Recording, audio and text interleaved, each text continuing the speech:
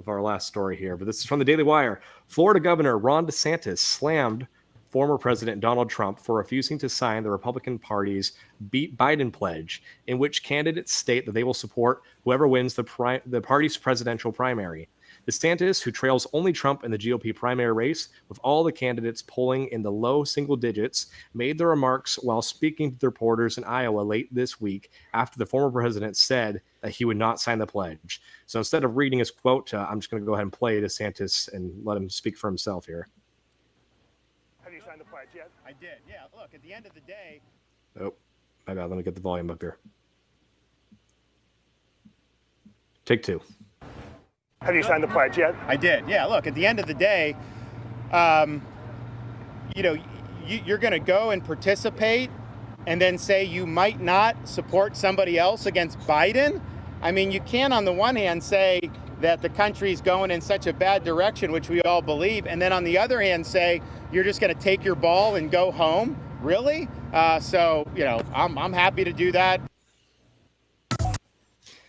There we have it. Well, there's a lot of people that have been throwing out their opinions on this matter, and I'm sure we'll get to that in terms of our individual preferences for candidates here.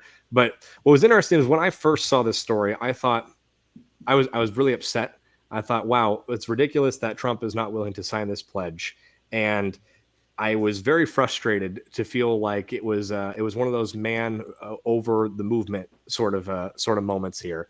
The only thing that I will say is, upon further reflection, I remembered that there was this same type of agreement in 2015, and many individuals who signed that pledge in 2015 did not go on to support Trump in the general election. So I can see where there's some resentment there with people like John Kasich and Chris Christie, who really benefited a lot from the primary in 2015, and then moved on to completely go up against Trump as opposed to supporting him. In addition to that, though, I think I also realized in that moment that I wouldn't want to sign that pledge either, because on the off chance, although it's a snowball's chance in hell, that someone like Asa Hutchinson received the nomination, I realized in that moment that I could not in good faith sign that pledge either. So I realized it was a little bit less about necessarily some of the better candidates in the race, some of the people that maybe would be a person's second or third choice. But there are other individuals that I would never pledge to support. I mean, if Chris Christie won, no, I'm probably not even going to vote in the general. So that was my initial take. Now, I've been very agnostic overall with this primary. I have not really thrown my support behind any one candidate. I really see the arguments behind several of these candidates, and we can get into all of that. Todd, you're probably the most decided, or at least that's the impression that I've got from you, the most decided out of the four of us on the primary. So I'd love to get your reaction to this first. Well, yeah, full disclosure, Steve Deace just had DeSantis on the show on Friday to endorse. I personally endorsed him weeks before that. But while he gave as good an answer as one could expect, I generally am somewhere from I don't care about this question to I think it's really, really stupid.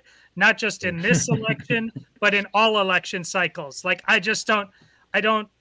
we have 100 things to talk about. I don't need juvenile pledges about,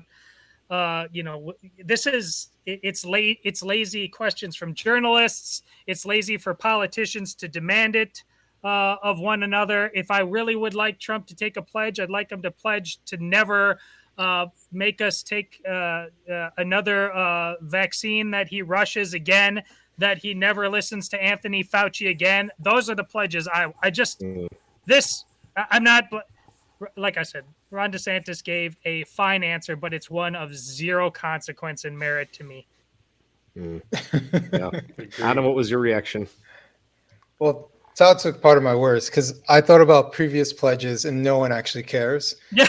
Yes. Like, no one remembers if they signed the pledge, if they kept to the pledge. No one actually cares. What was this guy's name? Was it Grover Norquist? Am I Yeah. saying his name right? Yeah. He's the first person I remember trying to get all these politicians to sign some stupid pledge that no one actually cared about. Um, so I mean, yes, like Todd said, he gave a good answer. You know, theoretically, if you're a Republican and whoever becomes the nominee, that Republican is supposed to be better than the opposition. So you should throw your support behind them. Um, I think that's a very basic thing. I don't think you need a pledge for that. Right. But you know, even if you're a Republican or not, like you have the right to not vote at all. Like is your prerogative. I don't know. I just think this is like one extra thing for people to talk about in an election cycle that quite literally no one cares about. You know, the reporters can write about it for a day or two, or maybe one of them says something spicy, and now we have something to run with for a couple days. But I really don't care either about a pledge. I mean, I'm not surprised that Trump doesn't want to sign a pledge. Like that, I'll say that. Right. Yeah, it's not surprising at all. And that was my takeaway when I read this was like, well, of course Trump wouldn't sign a pledge like that. That's keeping with every bit of his character, and not that that's a bad thing either. You know, Trump is, I think, pretty explicitly defined as being self-identified as the winner. He wants to be a winner of everything he ever touches. You know, he's got the Midas touch where he thinks that everything he touches is gold. So why would a guy make a contingency plan for his failure when he knows in his every being that he's going to win? To me, it seems like with the psyche of Donald Trump, for him to write on that and sign on would be to concede that he might lose, which I don't see Donald Trump ever being willing to do. To the extent that all of politics has become some version of a really stupid pledge to something meaningless, and in many respects it is. Donald Trump gained popularity, and listen, I didn't support him in 2016. He ended up being a far better president up until COVID than I thought.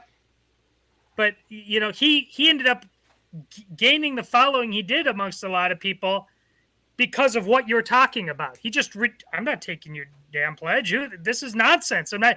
And then he got himself in trouble when he started taking the pledges. I pledged to Anthony Fauci. I pledged to make you get the vaccine 10 times. I pledged to like that. Really? So you nailed it. When he's at his best, he's saying, yeah, I'm going to just do my own thing and turn over apple carts. And there's a lot of people that were terrified by that and were hungry for that. And it exposed a lot of nonsense. And for that, I'm grateful. I just wish when we really, really needed that, he wouldn't have succumbed, because then he started taking the worst pledges of all. Well, he's still, even at that time, you know, when the vaccine was being created or whatever, he's still telling himself, I'm going to beat this. I'm a winner. I'm going to save our country. I'm going to be the guy who's given all the glory. And that, I think, goes to the fundamental problem with Trump, is that he cannot always be the winner. And maybe a dose of humility can go into that as well, but that's not what people want. That's not why they voted for him, was humility. You just tried to say Trump and humility in the same sentence. Exactly. I think what's frustrating for me, someone watching the primary, is that I feel like the undecided individuals that are going to vote in the primary are not really being courted by any of the candidates. That's really frustrating to me. And that's a lot of the reasons why I remain undecided, is I honestly see arguments for DeSantis. I see arguments for Trump. I even see arguments for Vivek, you know, and I feel like right now, kind of what Adam said at the beginning, like you can't point out a flaw in one of these candidates right now, because everyone just circles the wagons as opposed to wanting to address them. And that's frustrating, because that goes for DeSantis supporters, that goes for Trump supporters. You know, right now I had a DeSantis supporter was celebrating, hoping that Donald Trump gets thrown into jail. And I replied to this individual, I said, you're not a conservative if you're celebrating this. Like, I don't know why you're supporting DeSantis, because I don't think DeSantis is for this. I didn't think he gave the best answer when the original indictment came down. That's one critique that I can give of DeSantis. But my goodness, seeing a supporter being like, "Oh, I'm going to pop champagne when Trump's in jail," it's like, I don't think you're conservative, which honestly makes me just feel like these are a lot of bots that are just meant to really stir up trouble and create more infighting within the party. And I don't want the party to be, a hive mind, but I want real arguments. And right now, I don't feel like there's real arguments on either side of the aisle. I've got questions that I would ask DeSantis and ask of his supporters that I don't get answers to, and the same to Trump and his supporters. And that's the most frustrating thing for me to see in this primary so far. Yeah, I'll tell you what the most bizarre thing that I'm witnessing is, I'm it's so strange to me. I'm watching people who have like long-term memory loss. That's what it feels like, because they're using the same exact arguments that the leftists that they hate would use to attack Ron DeSantis. It is so bizarre to me. And they also have long-term memory loss because every goddamn person wanted to move to Florida just, I don't know, was it 5 minutes ago? And then all of a sudden he's part of the World Economic Forum. He's a Republican shill, part of the deep state. And I'm just like, what the hell happened? Do you guys remember? Go back through your Twitter timeline a couple months. Everybody loved him. Oh, he's owning Disney. Oh, he's owning the Libs. Oh, look how great. I want to move to Florida. I'm trying to sell my house now. And then all of a sudden, he's the worst human being in the world. What could have possibly happened? It was Ron DeSanctimonious. Is that like that was like the call, like the horn that just went off, and everybody just went into a trance, and they just completely forgot that they loved this guy 2 seconds ago, and all of a sudden they hate him.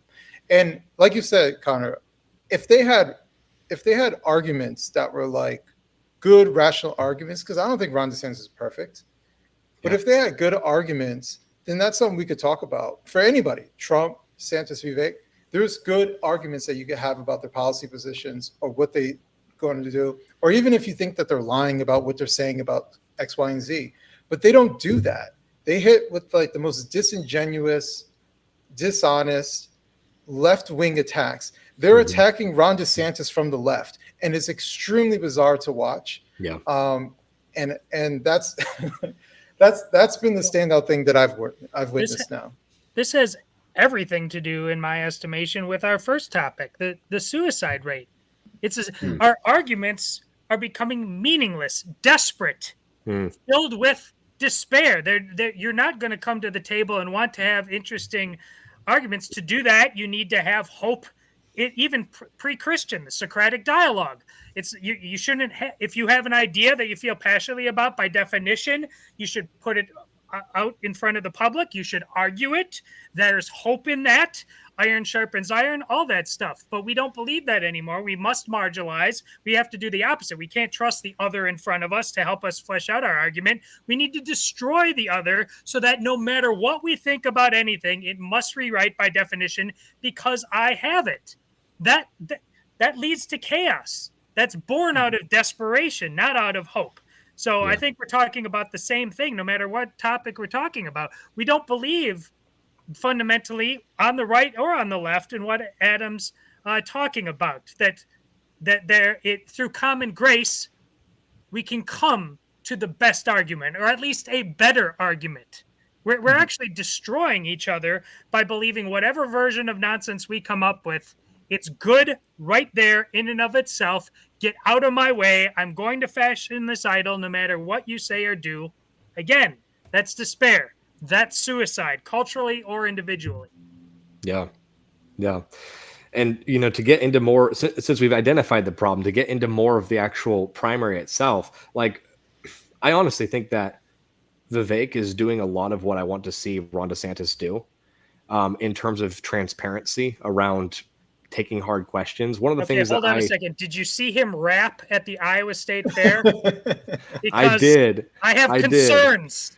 I did, but I will actually say that was a net positive to me, only because someone dug up an old college video of him rapping to that song and used it as an attack. So then he goes to Iowa and raps that song. I thought that was him being a bit of a happy warrior and letting it roll off his back in that moment. But it was definitely it was Point cringy, taken. but I think he embraced the cringe in that. So I'll give him a Point point for taken. that one.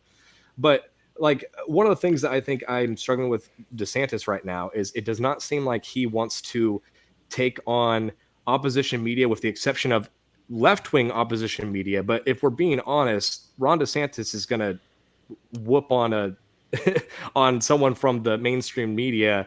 That's just not really a challenge anymore for someone of his stature. But what I think I'm bothered by is not seeing him engage with some of the individuals that are supporting Trump that are fair-minded. Obviously, there are people that you can list off, and I'm not going to name names here, but there are individuals that obviously are just actually in the cult of personality of Trump. And those individuals I get not wanting to necessarily engage with. But there are a lot of large platformed individuals that have said that they have reached out to DeSantis, and I'll name some of these names just because they're very public about it. Charlie Kirk, Tim Pool, Candace Owens, just the three that came to my mind, that have invited Ron DeSantis or people from his campaign onto their shows, and all of those individuals have said they have not been answered, and that's something that's concerning to me, only because I don't believe that Ron DeSantis is establishment. I really don't. But I do get the concern that he is making a mistake that a lot of the establishment individuals have made, which is ignoring the individuals that were labeled deplorables. And I think that's a lot of his issue with gaining momentum, because a lot of those individuals, if Trump was taken off the board, if these indictments make it to where he can't even show up on the ballot, for example, I think a lot of those individuals are going to go to Vivek, because Vivek is showing up to those same individuals that I mentioned and answering those hard questions, including a lot of accusations that have been thrown at him. To my knowledge, I have not seen any big accusation left unanswered by Vivek. Now, obviously, you could say whether or not you liked his answers or what, but it seems like every time there's a attack on him, he's on some podcast answering direct questions about that. He was on Candace's podcast answering questions from DC Drano. It was like the hardest, basically Trump supporting questions for Vivek to answer, and he was there taking those questions. That's just something I'm not seeing from DeSantis. So, Todd, since you're someone that is supporting DeSantis and you've endorsed him, I mean, do you see that too? Because I feel like you're one of the honest supporters of DeSantis. A lot of the people that are just online influencers are cult of personality for DeSantis, because it's on both sides of the aisle here. But I feel like I can't get an honest answer from an honest supporter of DeSantis for why is he not doing these media hits? Why is he not trying to reach those voters that are in Trump's base that, to Adam's point, were supporting him 5 minutes ago, but because they feel he's now aligned himself with this establishment, he's almost proving their point by not showing up and saying, okay, line up, give me all your questions, I'm going to answer them one by one, Q&A style. You know what? Why do we not see that from him? It feels like most of his media hits are either with easy to Trump individuals or friendly to him. Yeah. So I think that's a very fair question. My answer to you has nothing to do with any special knowledge or expertise. Generally speaking, it has mostly to do with the fact that I live in Iowa. You're not wrong post Iowa. But here's the thing. Vivek is different for several reasons. He's basically mini Trump in many respects. He's largely courting much of the same audience. Secondly, maybe you guys did. Did any of you know who Vivek was 2 seconds ago? I didn't. And he was a multimillionaire, mogul of something. But Ron DeSantis' name ID was much, much higher. That guy needed to go everywhere, talk to everybody just to get name ID, which is absolutely vital. That is Now- fair. To cut in real quick, I will say that I actually was one of the few people that knew about Vivek for Okay. probably going on 2 years. He did a All lot right. of stuff with the Daily Wire that I think wasn't super viral, but he was on my radar for at least close to 2 years Okay. of this. But Now, I'm an anomaly. Most people don't have that. now Ron DeSantis, Ron DeSantis has to win Iowa. But if he does not win Iowa, and I'm supporting of him, if Donald Trump wins Iowa, Ron DeSantis for his political future should just say, "You got me. I'm going back to Florida," because I think what will have been established there by Donald, it's going to just get much harder in New Hampshire without that, and South Carolina without that win. But in terms of winning Iowa, being on those shows you mentioned, Steve's talked with Charlie Kirk and been on his show, been on Tim Pool's show. Who was the third one you mentioned? I'm sorry. Candace Owens was another one. Candace Owens. that Okay. mentioned that publicly. Respect. But here's what he did. Ron DeSantis does not need to be on those three shows to do well and win Iowa. I think he will down the road at some point. But Iowa, this is not a primary. Remember, this is a caucus. These people do not care what those three people. They may not even know who those people are. They're not. It's a much different thing. Ron DeSantis being at the Iowa State Fair, eating pork chops, being around the people, being with our governor here, much bigger deal. So you're not wrong. Your placement in this whole process, though, is the key thing here. And Ron DeSantis, he's got to win Iowa, and there's a certain path to doing that for him.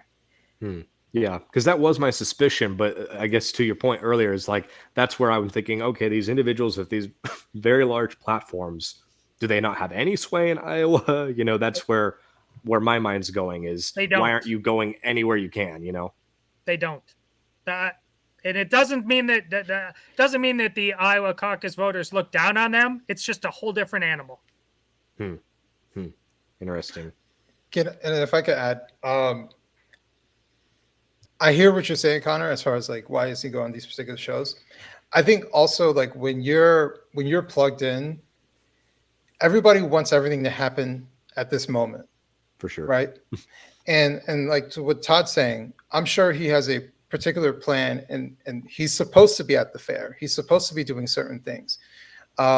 Whereas for us, we're plugged in and we're watching and we see him and we're just trying to find areas like, well, why isn't this person doing this? Why isn't this person doing that? To the point, Vivek has to do these things. Vivek has to go everywhere because he has to build up his name recognition. I've met Vivek a few times, and just for disclosure, he's referenced my book within his latest book. So we've built up a rapport, and I think he's a good person. He's freaking impressive, to be honest with you. Just personally speaking, all the things that he's accomplished, and he's younger than I am. And so he's one of the most competent people that I've personally ever met. He's just a little bit new when it comes to politics. I see him, unfortunately, like wavering on certain things, evolving too much on certain positions. I don't see him challenging Trump, especially in the beginning. It was basically Vivek versus DeSantis, and that was the only person that he was trying to challenge. I mean, I know it's a strategic move, but what ends up happening is, like what Todd says, he comes out seeing as Donald Trump light, just wanting to do much of the same things that Donald Trump. And why would you want the imitation version when you can have the real thing? So, but I think that Vivek is capable of offering something different. I just think that he's still figuring out what that is. Like I know he has positions. I've interviewed him. I know he has certain positions, but I think he needs his own brand. And I don't think that he's solidified that. So when you're saying, I believe much of the America First movement, if someone comes to you and says America First, what does that remind you of? That'd be like Trump. So you can't use America First. You have to come up with your own slogan. You have to come up with your own branding. These are, it might seem like nothing, but it's something. Like everybody does it. Everybody comes up with their own branding of what represents their policies. And he doesn't have that yet, or if he has it, I don't hear him pushing it. So I just think that he's being advised by people, and I'm sure some of the advice is good, some of it's bad. I think a lot of it though is because he's new to all this. Um, but as far as DeSantis goes, I echo everything that Todd said. Mm. Yeah, yeah, that's fair. And I think Vivek has done a better job with messaging on certain issues that are important to me. I think that's a lot of where he earns a bit of a soft spot. And again, I'm one of the few individuals that actually have known about him for longer than a couple months, so maybe that makes me a little bit more willing to trust. Whereas so many other individuals, like, who are you?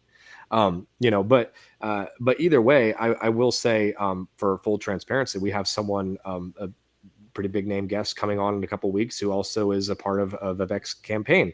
So we'll definitely be doing our own vetting and asking some questions a couple of weeks from now. But I think as a whole, his communication's been a little bit more crystal clear on things like what he's going to do to actually gut the deep state. I know DeSantis at the Family Leadership Summit, he was talking about replacing the head of the DOJ and a couple of things like that. And I really think that my concern is that he's going to repeat a lot of the same mistakes as Trump's first term. Maybe not necessarily 2020 mistakes, but a lot of the personnel mistakes. I think we need more than a head of the DOJ. I think there's a lot of gutting that needs to happen. And Vivek did tell Glenn Beck in that at that summit, after he was done with Tucker, he gave specific legal arguments for exactly how he was going to go about reducing some of these three-letter agencies. And to me, that's really important, because ultimately, I really believe that the president can obviously influence and affect culture, but I also believe that we are starting to get some wins in the culture. We've covered that a lot on this podcast, but that only just started. And I really feel like we need to win this next election so that we can have a country left over, so that we actually have time to continue to get those wins. So, because it feels like the pendulum's just beginning to swing around, but if we don't get some legislative change and some real leadership in our country, whether it's perfect or a C plus, I feel like we're not going to survive long enough to really harvest the fruit of our labor for these wins that we're just now starting to finally take in the culture. Everything from pop culture with movies like Nefarious, Sound of Freedom, Jesus Culture, or Jesus Revolution, excuse me, not Jesus Culture. No, not Jesus Culture. But, so many of these great wins that we've seen on the actual cultural front, as well as just individuals, are now, I think the average person is now so against what the left is selling. It just hasn't shown up necessarily in the political sphere yet, that I think if it can show up, we can be given enough time to actually, for lack of a better term, be given 4 more years just to continue to hopefully build the momentum, so that 4 years, from the 2024 election, we might be able to dance into the White House.